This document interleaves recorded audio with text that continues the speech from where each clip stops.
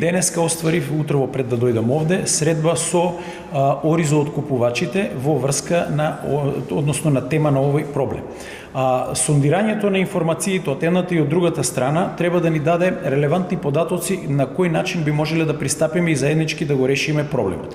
Да, значи во моментот имаме залихи на ориз и оризова арпа кои што стојат и кај производителите и кај откупувачите, но главниот момент е цената која што ќе треба да биде предмет на договор помеѓу едните и другите. Ние како Министерство согласно законот имаме можност да ги уредуваме работите во делот на склучување на договори и регулирање на цената, но сепак цената они ја регулираат сами едни со други. Во моментот имаме продолжување на откупот на оризовата арпа и како што спомнавте, 18 денари е минималната цена која што ја откупуваат, но сепак согласно квалитетот на оризовата арпа таа се движи до 25 денари, информација што утрово ја добив од откупувачите на ориз. Така да кон овој проблем пристапуваме комплексно.